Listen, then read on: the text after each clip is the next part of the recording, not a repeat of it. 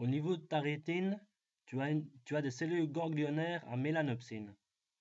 Lorsque la luminosité est faible, la voie rétino-hypothalamique stimule le noyau suprachiasmatique, qui lui-même va stimuler l'épiphyse via un relais au niveau du noyau paraventriculaire.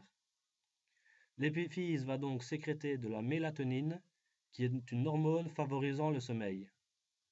La lumière, elle, va inhiber cette voie et donc inhiber la sécrétion de mélatonine. Bah dis donc, Jamy, j'en apprends des choses avec toi. En effet, Fred, il y en a toujours bien un plus malin que l'autre. Prenons un exemple concret. Un homme de 58 ans qui revient des États-Unis et donc présente une insomnie accompagnée de troubles de l'humeur et de la concentration. Et Jamy, c'est un peu comme moi, fait plein soleil et voir que je dors en journée, dis. Arrête de faire le saut, Fred. Maintenant, je vais t'expliquer le problème avec un schéma. Suite à son voyage aux USA, le patient a un décalage horaire d'au moins 6 fuseaux horaires.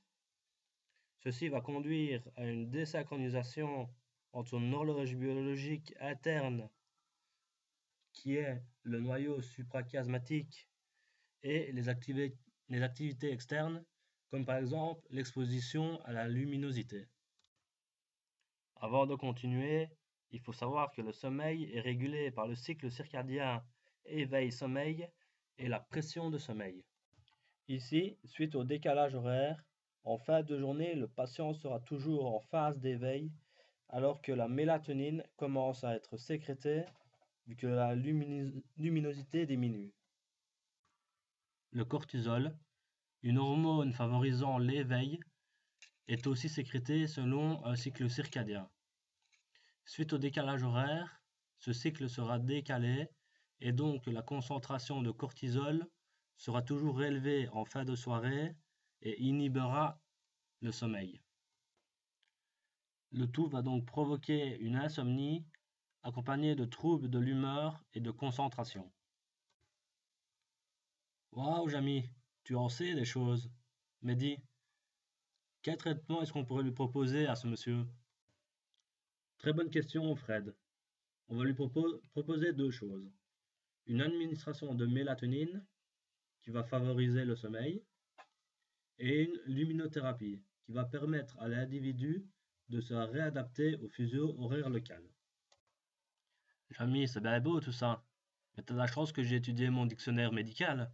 Ton patient, je crois pas qu'il va comprendre tout ce que tu lui dis. Ça, c'est bien vu, Fred. Voici ce qu'on pourrait lui dire. Suite au décalage horaire, il va avoir son horloge biologique déréglée.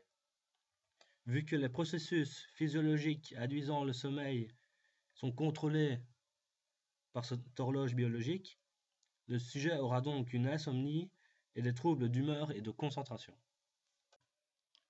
Sacré Jamy, dit.